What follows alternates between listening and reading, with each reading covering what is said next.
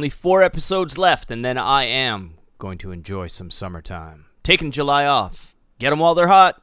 Ego and Vice. You've got a real attitude problem, McFly. You're a slacker.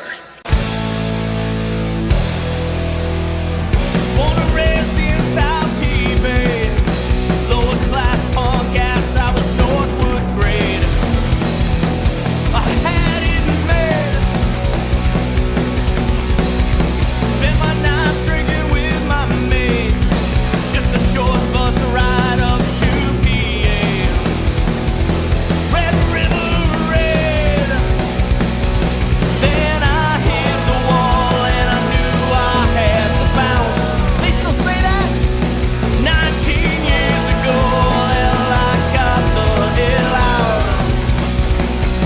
From time to time you may see me hanging around.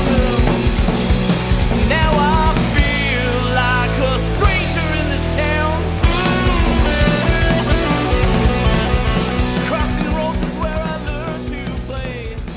Westwood Tavern's where I learned to walk away. Hey, this is Mike. This is Ego and Vice. This is episode 136. Yes, the summertime, the beautiful, warm summertime. If it's not raining, it's usually raining. But hey, what are you going to do? Yeah, I'm going to take July off just so I can step away from the screens for a little while. I find that I get kind of wrapped up in this, and every once in a while I need a break just to refresh and recharge. So July's the month. But I am booking for the fall. So, on the podcast today, I have a band called Speedbump Sally. It's good to have a good punk rock band in every once in a while. I love all types of music and all types of bands and all types of artists, but, you know, the punk rock is close to my heart, so Speedbump Sally, they really scratched that itch. On top of the whole punk rock genre idea, just wanted to remind you that the brand new, very brand new Goat record will be dropping June 27th everywhere. It's a labor of love. I've been working on it for about 3 years, but it's finally coming out, so check it out. Everywhere. Goat. It's called Gloat. That's right. Anyway, back to Speedbump Sally. Reg, Rich, Mario, and Eric swung by Southwood Studio. We had a nice talk about music, being friends, being in a band with old friends, playing shows, writing songs. You know what? Those guys got the best of both worlds. Good pals and in a band. So it really shows in the music, and it also shows in the conversation. So it was a good time. So we're going to come back with Speedbump Sally right after a song from Speedbump Sally. This is a song called Bulletproof. Ego and Vice.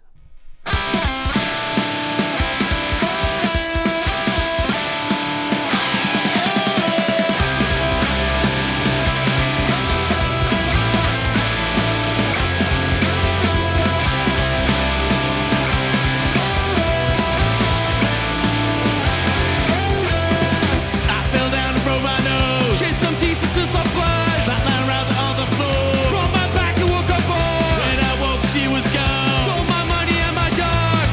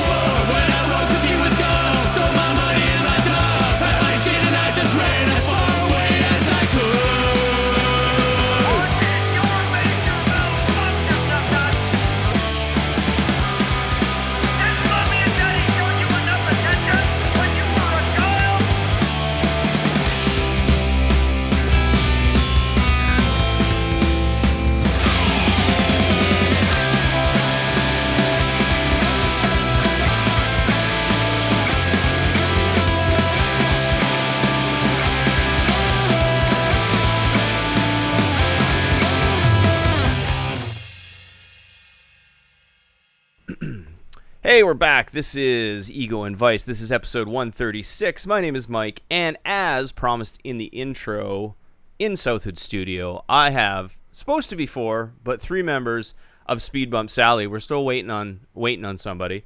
I have Reg, Eric, and Mario here. Rich, I think he'll be along. Will he not be along? Yep, he will. Okay, good. So we'll wait on him. So how's it going, guys? Good. Summer, Good. June, Summertime. good times. Yeah, thanks for coming out. And I've been looking forward to talking to a good punk band from Ottawa. I find with Ego and Vice, the podcast, I have an eclectic range of artists that come in, musicians that come in. It's nice to get a punk band in because that's closest to my heart. So that's great. So why don't you introduce yourselves? Eric, you've been here before, but why don't you introduce yourselves, what you play in the band, and answer this question when you're done. What is the greatest punk record of all time? Eric Gore, 5'11", 190. No, that's the wrong question. I play bass. I do some supporting vocals, and the best record of all time. Greatest punk record of all time, in your opinion, today anyway. Might change tomorrow. Oh, who knows? that's gonna hurt. But back to the Motor League from Propaganda. Cool. How about you, Mario? Yeah, I'm Mario, the drummer, the new drummer. And what was the question? What is the greatest punk record of all time? Fuck, I don't know. I'll leave that to Reg. My name is Reg. I play guitar. I used to play drums. Then Mario joined eventually. Best punk record. Everything Sucks by the Descendants. Oh, very nice, very nice. Well, it's good to meet all you guys again. Some of you again. Speedbump Sally. Why don't you go back to the history of it? Because I know you used to be a 3-piece. Now you're 4-piece. How did it all get started? I see that you were formed in 2022. Yes, sir. And as Eric and I were talking off mic where you guys were outside, I guess you were formed out of the pandemic. I think it was kind of in the middle of it. Oh, I'm gonna go back to the start of that and say that we're a Gatineau-based band, even though we play a lot on the Ottawa scene, and we have members from the Ottawa area. We're kind of half and half, so there's a lot of fun discussion on that. And yeah, the way we started, I think, 2021. Sarah Destruction from Wet for Days, just before they started that project. She was living out in Canley, about 5 minutes from my house, and she had B.A. Johnston coming over to play a show. Oh, I remember from that out of gig. town. Yeah, I wasn't there, but I remember her advertising it. Yeah. So she asked me if I could put something acoustic together. I got a hold of Reg. We did that right away. And Reg had been working for a while, as far as I know, with Rich. Reg has been working with all of us for a lot of years anyways. And that's how the idea of this came together after a little set outside at Sarah's place in Cantley briefly before she moved to Ottawa and opened the Womb. The Womb. Yeah. Absolutely. I know Sarah really well. She used to be in my band Of for course. a bunch of years. Yeah, so we're close. She's like that's when I met you guys, actually. yeah, she's like this little sister that I have who's all grown up. I don't know. That's a weird thing to describe. So I was reading some of the bio of Speedbump Sally, and I guess one thing I came across which I thought was interesting, and you had a motto of every single idea can be turned into something great. Yeah. Is that towards just the band, your songwriting? Where did that come from? Well, it comes from we're 3 guys in a jam room, and it's like, okay, we don't know any covers. Let's just do something tonight. Let's try to get out of this room and have a song ready. So we just I basically decided, okay, let's take the scale of A, pointed at some chord and some letters in that scale, took some chords, made a song out of it, just for fun, you know. And we left the room. Our first jam had kind of a song written, and it sounded pretty good, actually. So I think that's a great way of looking at it, and it's really neat. The thing that caught my eye or ear about it is because I have this little project that I'm doing now, and the whole motto is just like, you know how you write half songs? Like you start a song, and you say, wow, that's really good, and then you leave it alone, and then you go and pick it up again, and you try to build around it, and you end up going, I hate this song, and you just stop. Yeah. If you would have just kept that part you liked and made that the song, and not tried to frill it all up. You know what I Yep. mean? I think that's great because I think if you come up with something hooky that catches you, and just you make that song. Who cares if it's a minute long? Who cares if it's 3 minutes long? You know Yeah, what I because mean? the It's- song was probably 3 minutes at the end, but it started as a 1 minute song, you know? So, yeah, exactly that idea. Sometimes you just take the best part and just kind of even repeat it. Play it twice. There you go. It's longer. You know what I mean? Yeah. And it's like that's the stuff that the little hooky stuff that it sits in your head. I find it's harder to write a simple song than it is to write a big, long, elaborate one. You know what I Yeah. mean? So take the best parts and just run with them. That's great. Yeah. Yep. So I guess punk rock is. Oh, I never want to ask, but do you guys consider yourself a punk rock band? Now, yes. Okay. At first, no, because the idea was just like, let's write simple songs. It might turn up as like rock songs, but at some point, I'm like, how about we play a little bit faster? And we introduce some of the 90s skate punk style, like the fast no effects beats. And Sure. so if you listen to our album, you'll see there's it varies a lot, but I think you can label a band whatever it is, and just because it's fast doesn't mean it's punk. I like to call like drums and guitars just like you're a rock band. You know what I mean? You don't really have to call yourself a punk band or like what do you do? I play in a rock band. What do you play? Rock songs. So Yep. that's the simplest way to do it, right? I guess there's blues, there's rock, there's country. It's like wide subgenre. I guess you can do it, but it's just simple. Yeah, and you have like all four of us. We kind of listen to the same stuff, but at the same time, we listen to a lot of different stuff. So all the influences come in, you know. What are some of them for each of you? Like that kind of influence you today when you're creating your music, whether it be your music in this band or in other places in your life? I know mine will be a lot more no effects and bigwig and everything really angry and heavy. I kind of appreciate that not everyone here is inspired that way in the band, but that'll be my flavor. What about yours? Yeah, for me, punk wise, like 80 Fingers Louie, Millencolin, Descendants, Green Day. There's tons out there, you know. Influence wise, like as drummer, Bill Stevenson for sure. But other than that, like I do love hip hop and Brazilian music and reggae. So, but my main as a drummer, I'm more of a punk drummer than anything else. So. Lost my train of thought. Oh yeah, your influences. Pardon me. Reg. No Use for a Name for sure. Lagwagon. For this project particularly, I started with a lot of Flatliners type mid-tempo music, Face to Face, stuff like that. You know, Nirvana, Green Day. Sure. Everything you guys named is very. It's punk and it's rock, but it's also very melodic stuff. Like when it comes to like vocals and hooks and harmonies and stuff like that. And that's always been something that I've gravitated towards is like, it's not just speed and crazy and angry. It's that awesome kind of wavy harmony in there with the oohs and ahs, as they put it.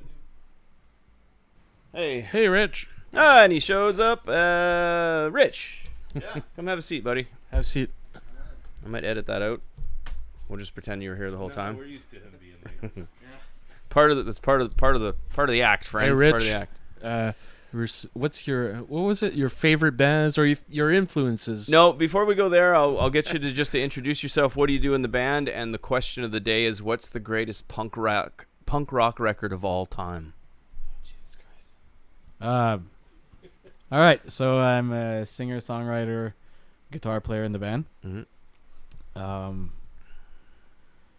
sure they all told you, right? We all sing and write and compose the music together. Well, we're getting there. All right. As for the greatest punk rock record Our album. or album, of Whatever all you time. like. You're asking the wrong guy about this. For me, you got to you literally have to pick like a year. Take a guess. A genre. It's like I don't know. Music is so fast. Well, we play a Misfits cover, so I know he loves Misfits a I'm lot. a huge Misfits fan, so I'm gonna go with Original Misfits or that reincarnated Misfits from the 90s? both, but of course the original with Glenn Danzig. Okay, very good. All right. I guess we'll jump ahead now that Rich is here. And what are your influences today? Some of them. All right. Well, I mean, For a Monday evening. For Monday evening, do you want like growing up or like what I listen to now? We're just kind of loosely saying what influences. We're at a point of everyone's influences in the band. Like everyone has a bit of an eclectic view on what they like and what makes Speedbump Sally kind of sound the way it sounds. Yeah. Well, What is your contribution as far as influence? I'm a big metal guy. Oh, nice. Yeah. So for a punk rock band, a pop punk band like Speedbump Sally, I think I may contribute in that way. I've listening some other, I'm big on punk rock and blues. Metal and blues. So riffs. Riffs. I'm heavy on riffs. Yes. You can ask these guys. I'll send them riffs, and it's like okay, and sometimes I have to. Accept the truth that all right, it sounds great, but is this actually functional? Yeah. Well, you say metal and blues to me, and that's all guitar riffs and guitar work and stuff like that. So I get it. But you know what? Every little piece, different as it is, it makes a whole, and that's what kind of hones your sound out, right? And that's how you kind of become identified. But I like that Rich brings a riff because I'll write like 4 chords stuff. So you can sing on top of that, and then as soon as you stop singing, you got a riff going on, Yeah. So it's like I don't know, I hear that a lot in Lagwagon, for example. Yeah, well, you need room for everything. One certain thing, each thing can't suck the air out of the room. You know what I mean? You have to kind of lay out a bit and make room for everything. If everyone just played their best shit over top of all your shit, it'll just be it'd be like a 12-piece orchestra, 4-piece punk band, right? And it's just like, what's going on up there? That's a big pile of shit. It can be, you know what I mean? And it's like less is more is what I'm trying to say sometimes. But there's a place for everything. Just play your 3 chords as the vocal, as the harmony. Use the melody as the instrument part. As soon as the vocals lay out, then hit your riff. You know what I mean? Yep. There's a place for all that stuff. So that's cool. So you were talking about writing. You guys all write together? Do you guys bring individual songs? You just get in a room and say, boom. I know you said that one time. Yeah, you did that. it's a lot of both. Okay. Sometimes I'll bring a riff. Sometimes we'll write together. Mm-hmm. So it's all over the place.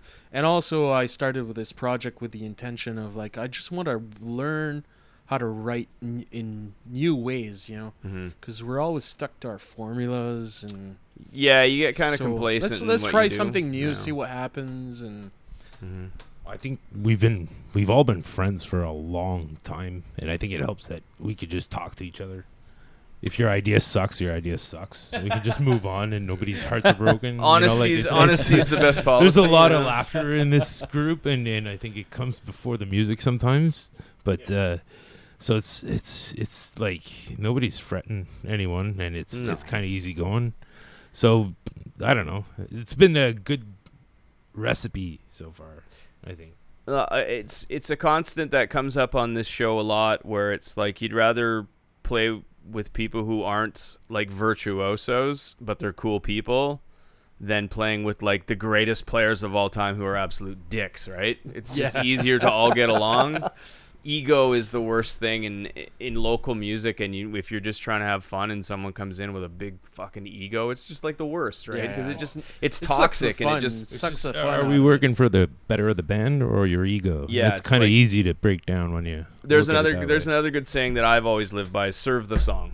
You know what I mean? If it's right for the song, if it's not right for the song, there's your answer, right? You put that big something in the middle of like a 3-chord thing. It's like it sounds good, but like you said, does it need to be there? But that's cool. Well, that's a good point. That's a good point. Sorry, I didn't want to cut you off there, but no, not at all.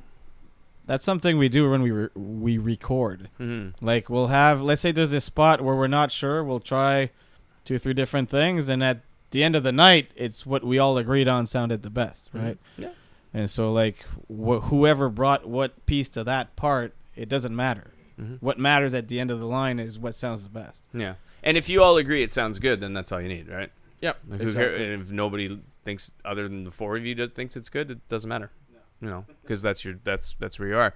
I was thinking of like metal and like pop punk, what you brought up earlier. Like if you think of a band, a Canadian band like Sum 41, and their very early stuff was like the Fat Lip stuff. Yeah. And there's that guitar player Dave Braskin. They call him Brown Sound, and he is like a metal guy. Yeah. And if you listen to Sum 41 through the years, when he took the hiatus of the band, then he came back from the band. They are super riffy and metal at times, right? I agree. The singer's voice is a little thin for that stuff, but man, you want a good guitar work in like a pop punk band? Listen to Sum 41. Yeah, but then as soon as the vocals kick in, back to the power chords. That's right, because Dave Brownsound is a fucking really good guitar player. Really good guitar player. Okay, so once you establish your writing, once you establish that you guys were actually a band, when did you start recording? Because I noticed here that in 2023, you released a song called Bulletproof, and then in the same year, you released a song called I'm No Plinko, and then Trigger Warning. And I noticed as you released them, you kind of made an EP out of the three. How did the recording go? Where did you do it? How was that all? How was that experience? That was a process. All in the jam room. We made sure that as soon as we wrote something cool, let's record it as a demo at least. Mm-hmm. We want to make sure we iron out all the details. We weren't really successful at it, but you try. But yeah, we recorded really early on. And you guys recorded your own stuff? You record your own stuff? all in the jam room. That's the way to do it nowadays. Yeah. If you have the means to do it, that way you can kind of take your time. It's cheaper, which is the big thing nowadays. No, Reg is a bit of a wizard at the art as well. Yeah. Oh, definitely. We'll give him that. I don't call him coach for nothing. That's good. That's good.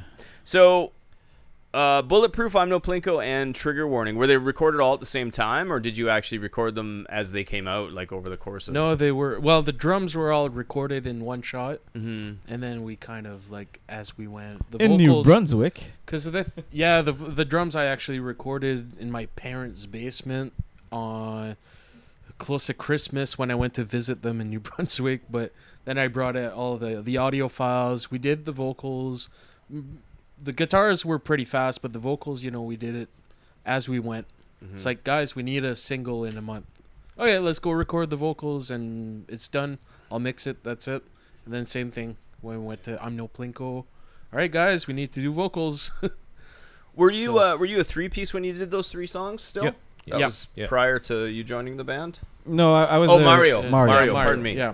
My bad. So on the recording, I'm playing drums and some guitar. Okay. So it's basically like the three-piece version, but with two guitars going on at the same time. Because I find that when you record, you might as well just make it sound the best you can. Well, yeah. If you want to put 5 guitars, go ahead. Even if you're one guy, I think for it's okay to add some studio magic and some sauce and some, you know what I mean. But I find if don't record too far above what you're going to sound like live. Add some sonic elements, but don't add like a harp if there's no harp on stage. You know what I mean? We tried to keep it as simple as possible, but there's that Trigger Warning, for example. Yeah, that's a song I just wanted to make it sound big, so there's more than what we can actually play live. But it's fine, probably guitar layering and even vocals. Like there's probably like 8 takes of vocals. Yeah, that's cool. But there's a lot of oohs and ahs. It's not just people from around here that are gonna listen to that. Yeah, we're not a touring band. We play a few outside. We play out of town a little bit, but like if somebody from Europe, for example, listens to our music, they'd be like, "Oh, that's cool." Cool, man. I like the layers. Well, that's the beauty of the internet now, right? Everybody's got it. So, almost everybody. Why don't we play a song out of those 3? What would you like to hear? What would you like to introduce? Well, we're talking about Trigger Warning, so our next song is the song is called Trigger Warning, and it was released as a single early April, I think, and then part of the album also that came out April 26th. All right.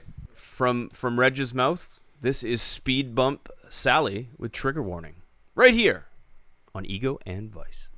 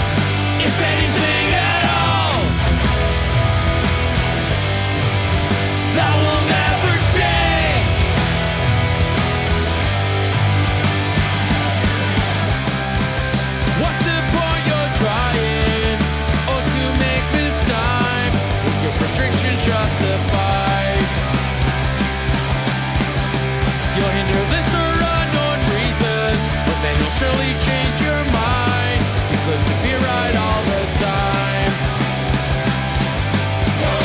What are you trying to do? What are you doing now? I'll try to guess what you want somehow.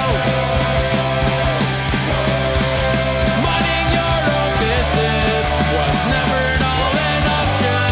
Can I just ask you to go away? I don't even know what you really love, if anything at all. That will never change.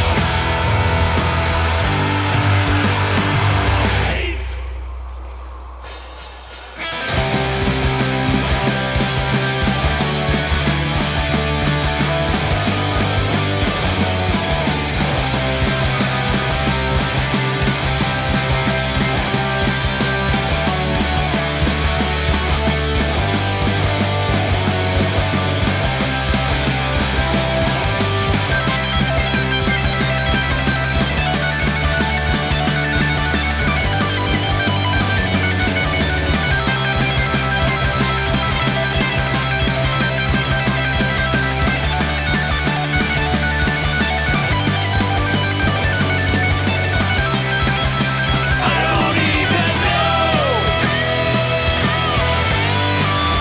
what you really love, if anything at all. That will never change.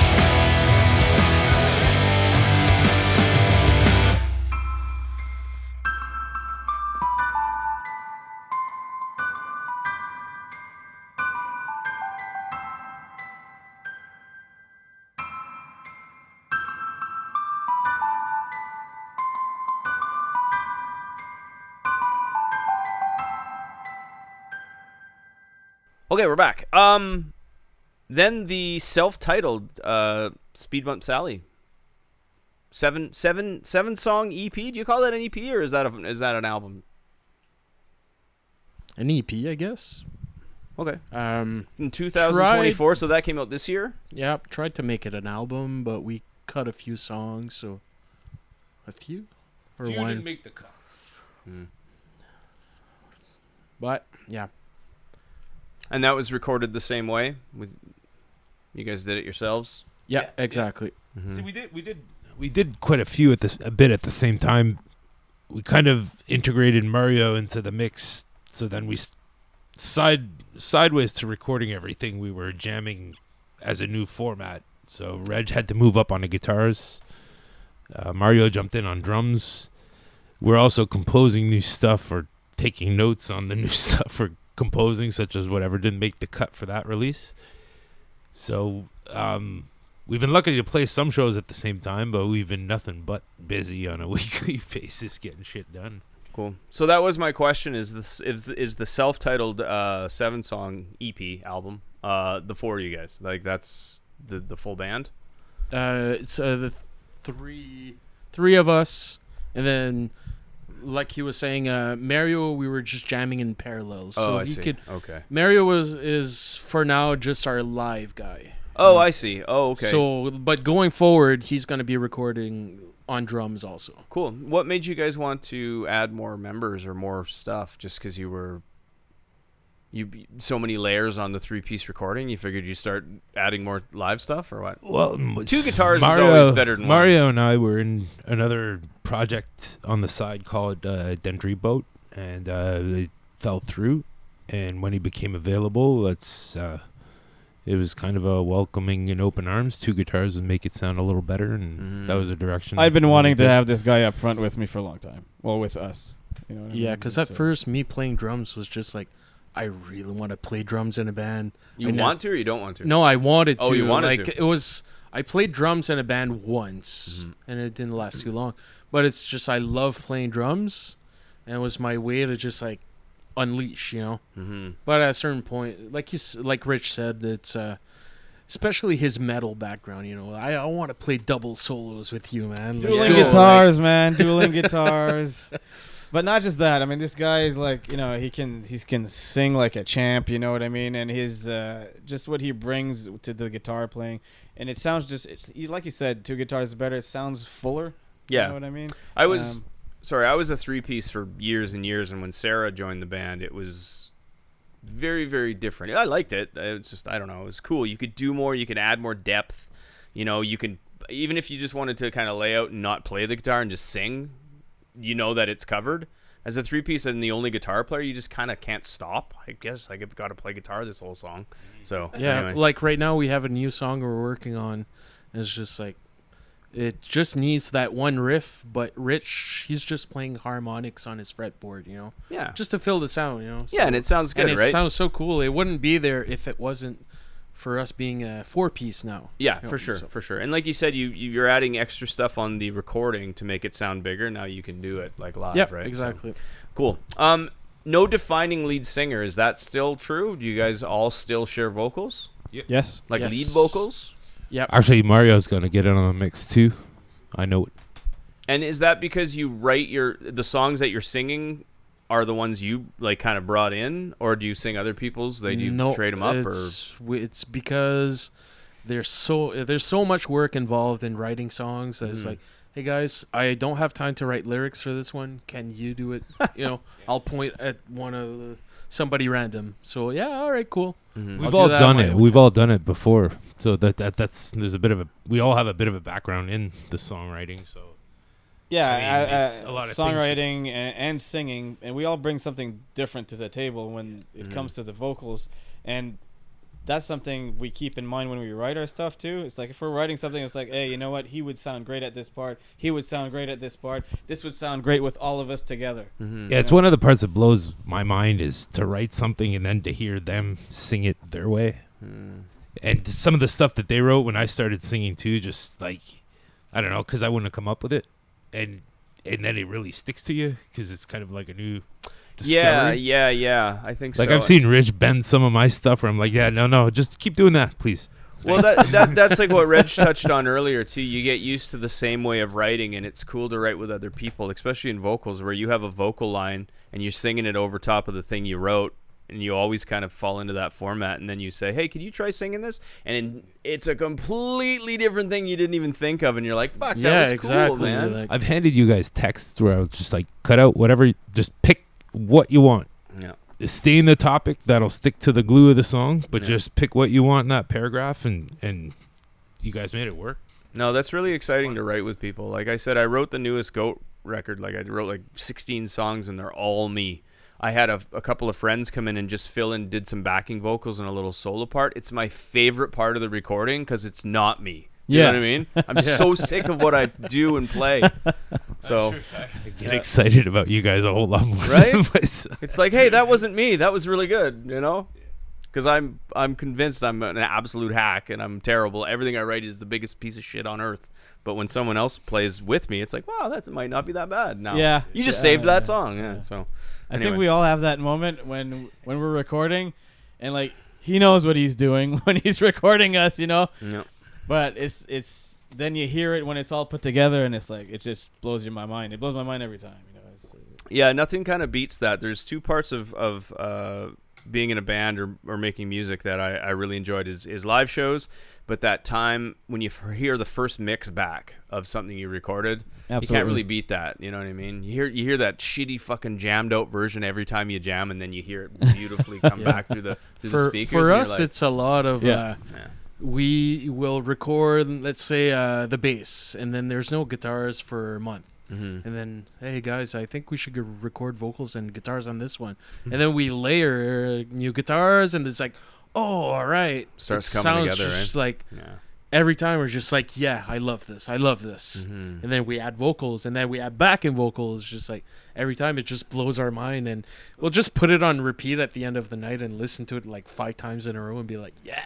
Yeah. And then when that's all done, then it's like, okay, the little pick scratches here and the Yeah, the flair. yeah. Yeah. We're stuck into our Google Drives all the time. People listen to their own music. I don't care. Anyone out there who says they don't fucking throw in a song on a playlist, I don't believe you. You do. Everybody listens to their own shit. Oh yeah. Yeah, 100%. And then they say, why don't people fucking like this? Or, I'm so good. Yeah. It's so good. Yeah. They just need to hear it. Anyway. That person picking his nose has got 100,000 views. Yeah. I put my heart and soul into this thing. There's 4 people. They're not hearing my genius. Anyway. Yeah. So as far as shows and touring, you touched on it a bit. What I saw that there was some YouTube stuff. You guys are at the Dom, Cafe de Cuff. Have you played out of town much? We or have. do you plan on? We've played Rimouski, which was, I think, our farthest show to date. By Sherbrooke. Sherbrooke. St. Doug. Yeah, St. Doug, St. Doug is like Quebec 15 City. minutes from Quebec City. Mm-hmm. We haven't played Montreal yet. So Nope. last year we were lucky to have people have us play out of town with hardly anything online to show for what we could do. Mm-hmm. I guess good friends and good people we knew across the province. Because to go play all the way out in Rimouski without having, I think we just had our first single out when we went out there. We Yep, put it we out the did. same weekend actually. So no, we've been, and the fun times we've had out of town. I mean, I just can't wait to get back in the car and get out of here. Mm-hmm. We've packed as a 3-piece. We would jump in one car. Yeah. We We camp won't fit into one car. no anymore. matter what the weather, no matter what the Yeah. So that's the fun part, though. It's like we just camp and the fire and crack. Well, we go way back, right? So it's more than the music. Yeah. The It's hanging out- trip- it's the hanging out trip with is your Let's buds. part go of have that. a road trip and have fun. you know? yeah. Cool, man. That's exciting. And if you, like I said, if you're doing it with your buddies, it is. It's like the music is almost just like the icing on top or the cherry on top, right? You get to hang out with your buds, and I get to play music with them. This is fucking nuts. Yeah, the trip is This isn't almost even as real fun. life, right? Yeah. Yeah. So that's cool, man. That's really great. What do you have planned for the future? What does the rest of 2024 look like? More shows, more recording. We already have basically an album's worth of new songs or ideas that could be, and we're not stopping there because everybody's got their input in there. But there's some good stuff to come. Cool, man. Yeah, and with Mario. Yeah, With a friend of mine told me once, he's like, if you're releasing your second album, make sure you have your third and fourth one already written. Whoa. It's just like, and I kind of go with that mentality. We released our first album, or EP, I guess, and we have enough riffs to go for second one already. you know? Yeah, I think And we just released our first one, but you guys are in the sweet spot too of like you're a fairly newer band, been around for about 3 years. You still have that kind of energy to do it, and it's all coming together. You probably haven't even hit your peak of songwriting yet. yeah, You're exactly. building, Yeah. and they're just gonna start getting better and better. Oh, yeah. It's when they start going down the other side that's when you got to worry. Yeah, no. They start Yeah, going it's just down, like, yeah. but yeah, as you're climbing to get, every song is probably better than the last one you wrote because you guys are getting tighter. You're getting to know each other better as songwriters and as a collaboration. Absolutely, So, and yeah. I'm super don't get me wrong. I'm really proud of the album, Sure. And our journey to getting there and everything. But I'm super excited about the new stuff. Yeah, Yeah, can't wait to really get that out there. cool, man. Any shows coming up in the next little while that you want to? Yes, July 10th at House of Targ Targ. with a band called The Wasting Time from Toronto, I believe. Okay. So I'm looking forward to that one. I know Rich is. He's never played Targ. So Oh yeah, I'm super stoked. That's like one of my bucket lists. I've never played the Targ, so Yeah, it's fun. It's a good place to play. Play some pinball, eat some pierogies. You could have played if you hadn't got COVID. Yeah, that's true. That's true. Hey, what are you gonna do? Well, I'm looking forward to new music. I've been listening to your stuff all week, just kind of getting ready for the podcast, and Nice. I'll try and check you out at a show, at that July show at Targ. Yeah. Yeah. In Sounds good. the So, what's mean- your favorite song on our album? On the album, Yeah. I don't know song title. Who the fuck knows song titles? I put it on my phone and I let it play. Song number 3, the one that goes right. Yeah. That's the one. Hey, man, haven't I proven I've done all this research? my favorite, I actually too. listen to the songs, too, man. What is I it? even watched your videos. I was waiting for something to happen on the one with the TV that just showed, like, the news clip. Yeah, see, I knew that was a good fucking idea. Yeah, I just kept waiting for it to fucking... No. No, that's not out. Yeah, that's not out. Yeah. Here's a little scoop. Spoiler. Anyway.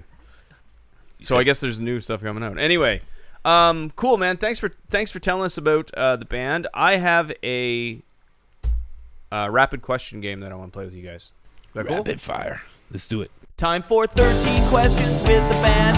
Yes, this segment's back again. It's called 13 questions, but I only asked 6, maybe 5. Okay, this is 13 questions with Speedbump Sally. Now, I'm going to ask each of you the question, and you can elaborate if you want. You know, we have all night. No, we actually don't, but yeah, just answer first thing that comes to your mind or whatever. Take a second, and I'll get the answer from each of you. It's called 13 questions with the band. I have 13 questions. I probably won't ask you all 13, but I ask from the 13 questions. I always have to explain my 13 questions because after I asked 5, they said that was only 5. I said This is bad luck if you ask you didn't them listen all, to right? you didn't read the fine print. Fine print. Okay. Very first question for Eric. What was your very first concert that you ever? Oh, went you to? asked me that last time I was here 7 years ago. But it was the Beach Boys Oh, sweet. at Super X in Ottawa. I think it would have been 1988. A new Beach Boys movie just came out. I Documentary? watched it, actually. Yeah. Is it good? It's pretty good. Okay. I gotta learned a watch lot of stuff I didn't know. it. Cool. Mario, same question. Same question. It was Green Day at the Civic Center. Cool. 94, 95. Oh, Jeez, that's you were there. I was Yeah. there. That I was on the my mosh first pit concert too, and I fell on my back. Doing probably maybe he saved me. I don't know, but I remember like I was crowd surfing and I fell right on my back. But all right. Rich.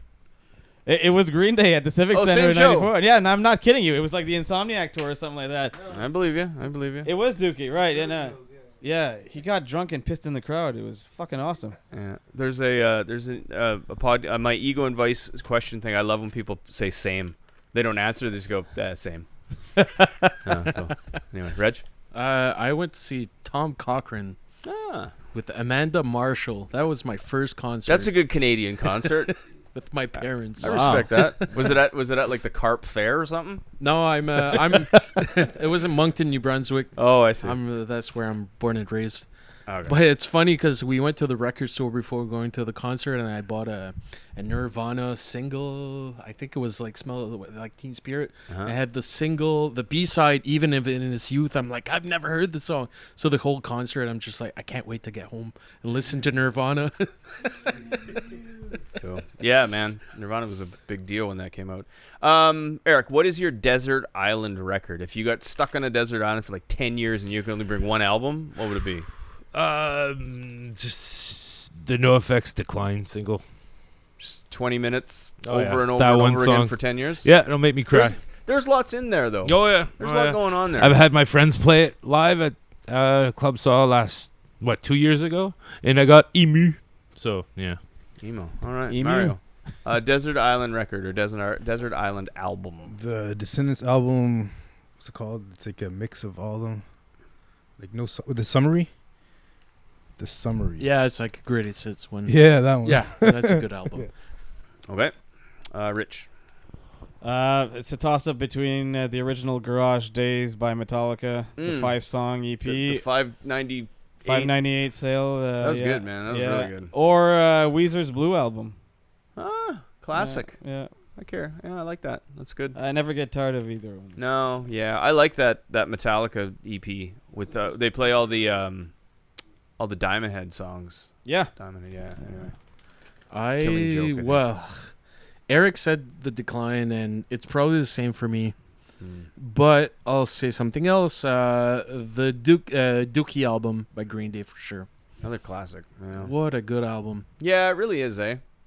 It's like a nostalgic album. I listen to that and I remember where I was, kind of thing. Almost Especially like on almost cassette. like Teen On Spirit. cassette. and stuff. On cassette. Yeah, right. Okay, next question.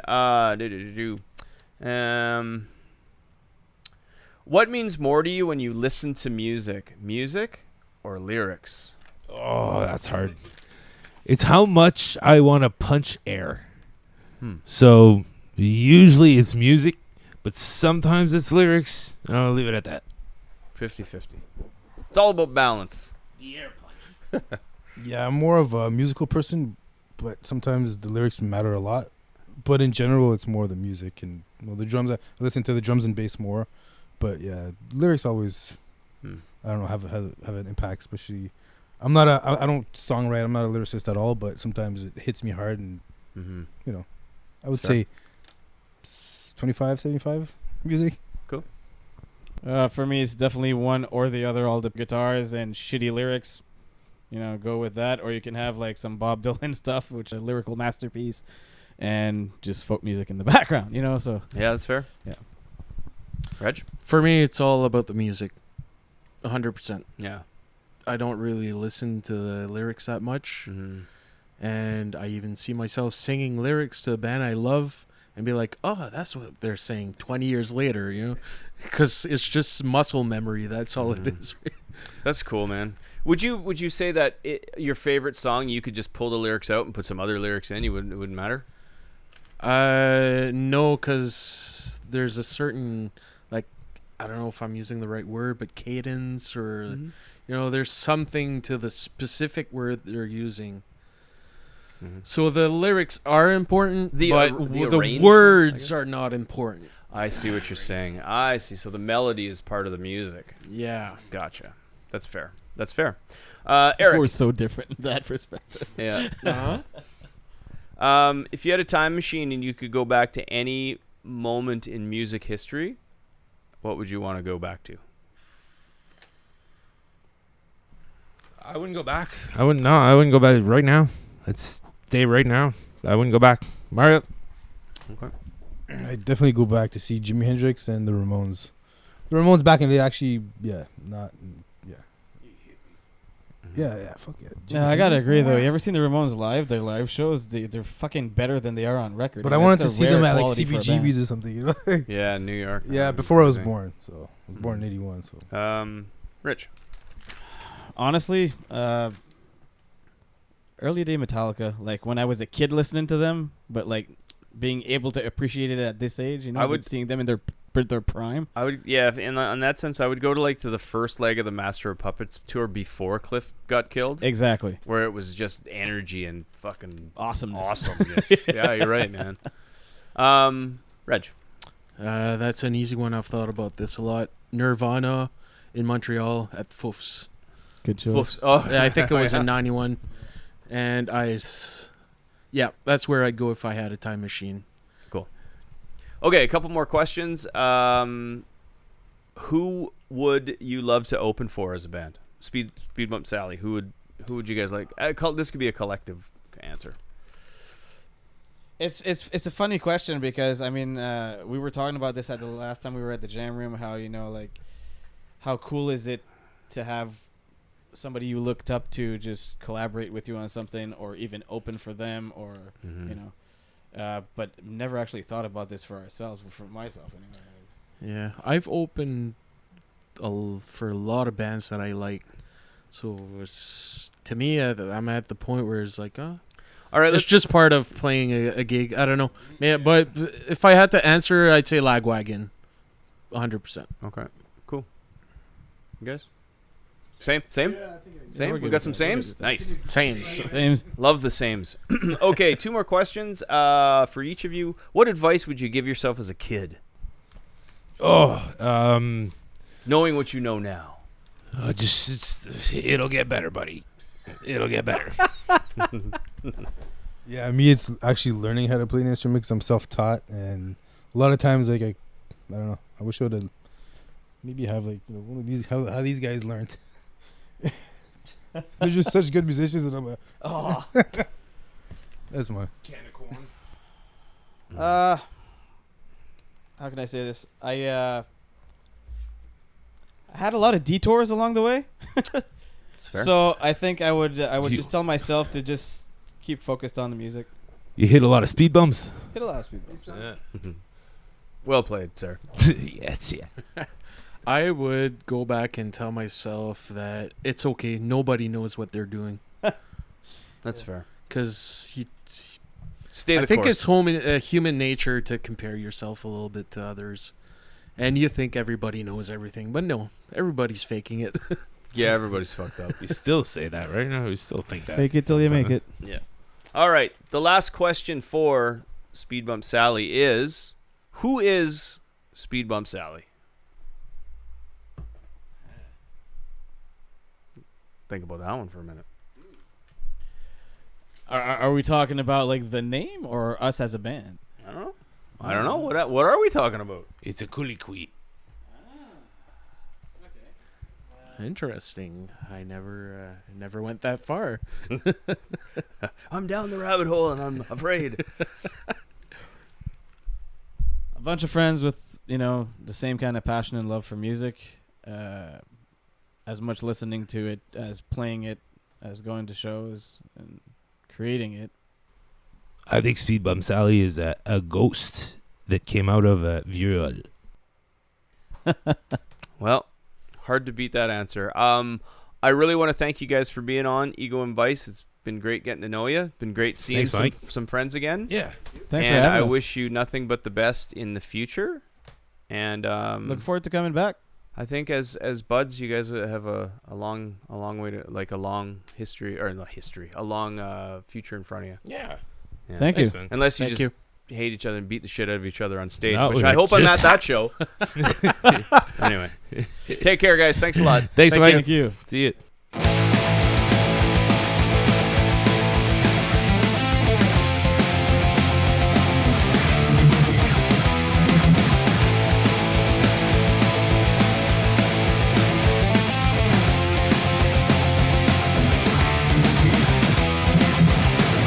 Sealed up is the crimson warning. You shut me out and shut me up. You shut me out. Sticking to me like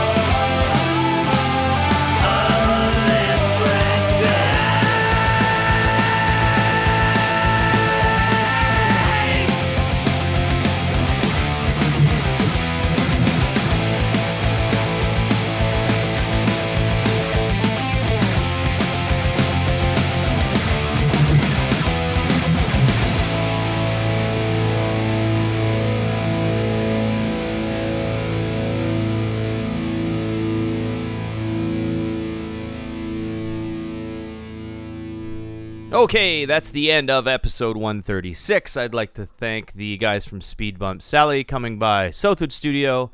Good dudes, good band, and good conversation. If you want to get a hold of me, you can always reach me at eagleandvice@gmail.com. If you want to listen to the podcast, go to eagleandvicepodcast.com. That is the hub, the fortress of solitude, the be-all, end-all, the numero uno, non-stop shop, one-stop shop for Eagle and Vice. Every link, everything Eagle and Vice is there. Anyway, yeah, summer is winding down. I'm taking July off, so get it while it's hot. See you next time. You've got a real attitude problem, McFly. You're a slacker.